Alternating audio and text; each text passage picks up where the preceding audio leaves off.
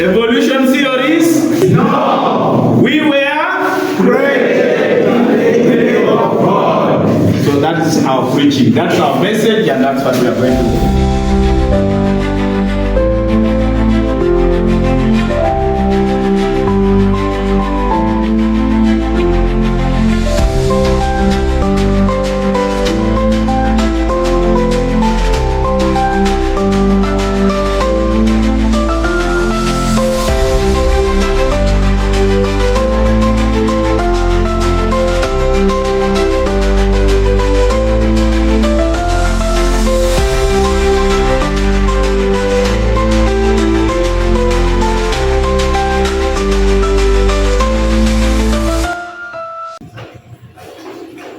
When our bishop was interviewed on this, I'm proud of him.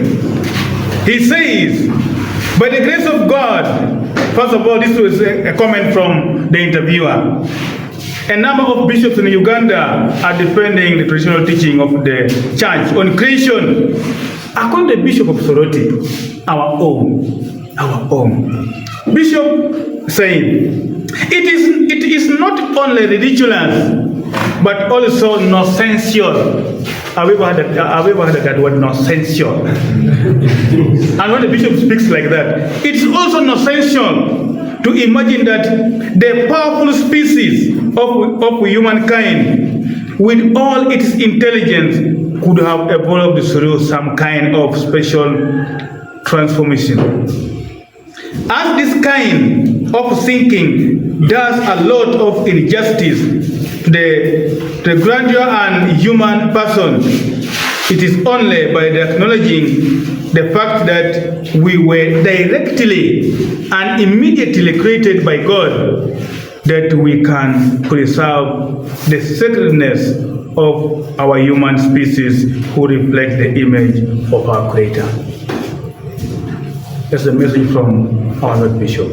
It is nonsensical even to begin thinking that God does not exist. It is nonsensical even to begin imagining, even to sit alone, to begin asking yourself, but can He really create? It's even a waste of time. And this is a proof that an idle mind is a devil's workshop.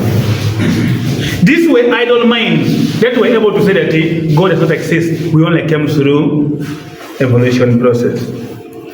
When our special bishop, Wanok Lino, the bishop of Lera, was also asked when he was recommending the work of the Kolbe Center, which is our mother organization in the United States, Bishop Wanok said, as the devil strives to immerse and drown the world in darkness and confusion under the gaze of science, and as the savagely launches his attacks on the pivotal doctrines of Holy Mother Church, the Kolbe Center and the Christian ambassadors of Uganda are casting a bright light which exposes and defeats this evil that these scientists are trying to cause. So Bishop Wanok in his presentation says this is the devil's plan to immerse, to drown everybody into darkness. And the only way to succeed in this context is to deny God. Because there is no shortcut here. You choose either you say God exists or it does not exist.